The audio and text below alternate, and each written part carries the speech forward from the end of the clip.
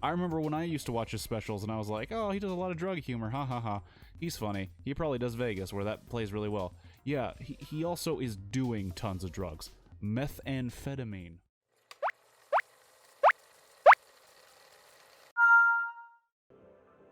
Hello there and welcome to Blockbuster Reviews. If you do not know what it is where I play a single game of Chill Marathon on Tetris Effect and try to review a film during the game.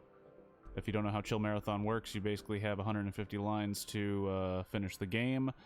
I will review the film until I get to 150 lines, or I get a game over by hitting the top of the screen. I do not talk about the movie until I start the game, and I do spoilers at 50 lines.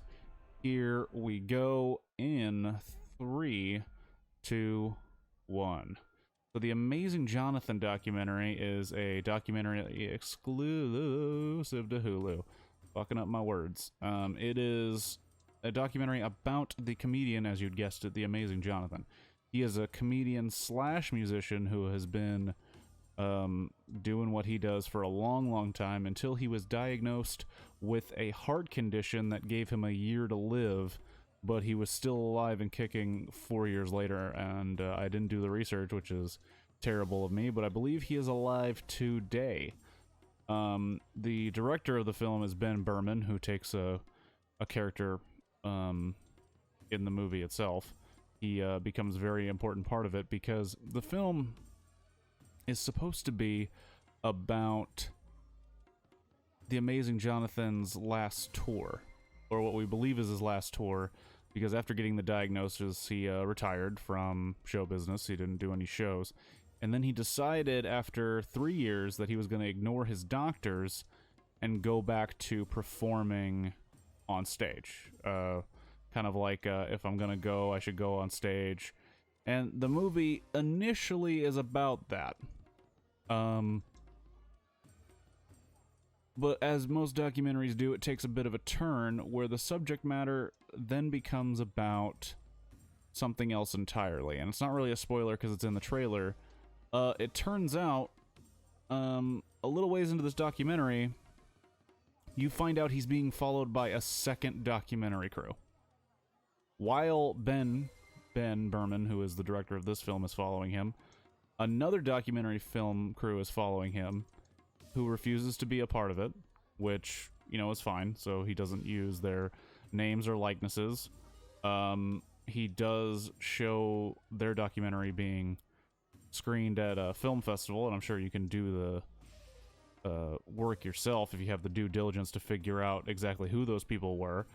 But Johnathan agrees to this documentary, saying, well, you know, they're part of a great team of documentarians. They've won Oscars and things like that. They made Man on Wire and Searching for Sugar Man. These are good guys. Why would I say no? And Ben Berman takes it in stride. You know, it's very weird. It's suddenly there are two crews doing the exact same thing, documenting this subject, which is a dying magician. Which then the movie kind of becomes about Ben a little bit, because he now has to figure out how his movie is different from the other movie, and what is he trying to say with his movie. And I was hoping to get to spoiler territory now, but I made some terrible moves. I'm sure if you've been watching the game, you're thinking to yourself, holy shit, does this guy know how to play Tetris? And I thought so, but I've already stopped talking about the movie and started talking about Tetris. What happened there? I got a twofer. Too bad or good it wasn't that messed up. Okay, so spoiler time. It turns out he has a third documentary crew following him.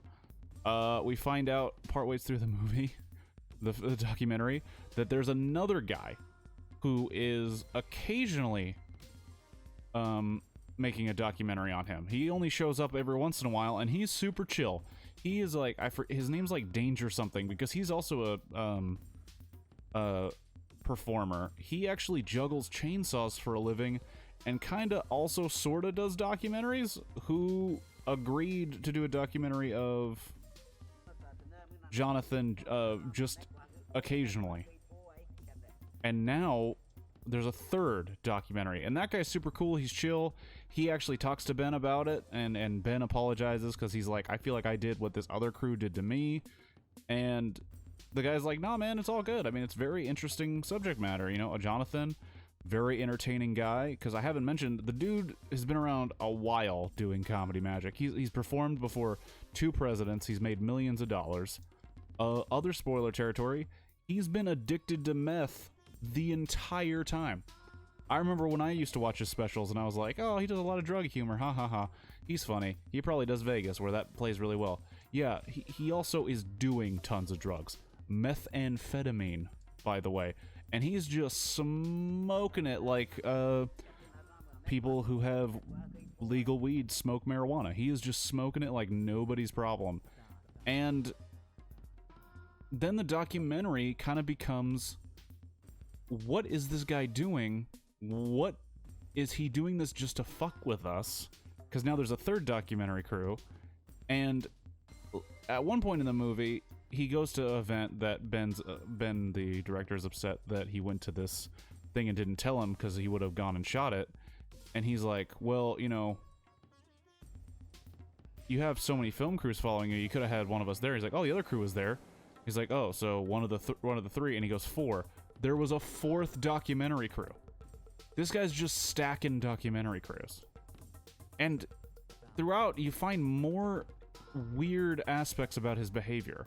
And it starts to breach the subject that maybe the Amazing Johnathan isn't actually dying. This is some Andy Kaufman-esque prank that he's been playing on the public. But when he confronts him about it, which this is kind of the big thing of the movie, I won't reveal the big end twist, but he does have a straight-to-face conversation where it seems like he's upset at the allegation, and in reality, you kind of understand, because why would he lie about that? Also, there's other circumstances, like he has to take these crazy pills all the time, and I don't know why you would subject yourself to pills that large if they were just sugar pills for your prank. But there are a lot of weird things. And another thing, he's still just doing meth. That's another big takeaway. If you got a heart condition where a doctor's like, yeah, you have a year to live, you should probably, you know, take it easy, I'd stop doing meth. Or is the meth is that what's keeping him alive? Like, they need to do tests on his body for science, because he got a year to live. He was still kicking, but he's doing meth every day. And we need to start asking, does meth keep people with terminal heart conditions alive? Because I'm sure there's some elderly out there that would love to be just ripping on meth in some of those homes if they knew, oh, it's going to keep me alive longer. Sure, Cindy will get to see her granny, you know, going absolutely apeshit, but hey, at least Granny will be around for a little while longer. But the movie has a ton of questions. The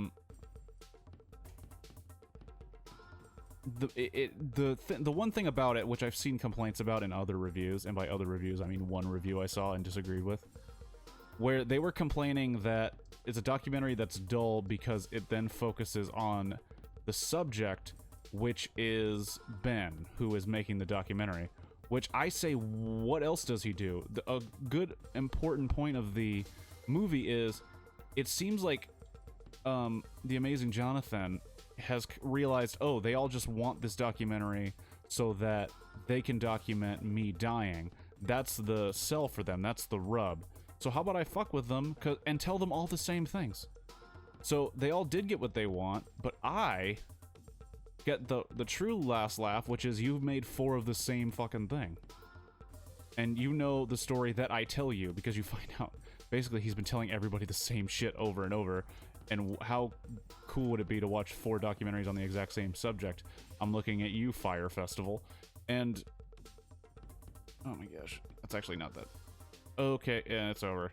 We're done talking about it. Final grade, I'd give it a B+. You should watch it. Other than that, stay safe, wash your hands, be good to each other, stay safe. Said that twice. Stay healthy. Be cool.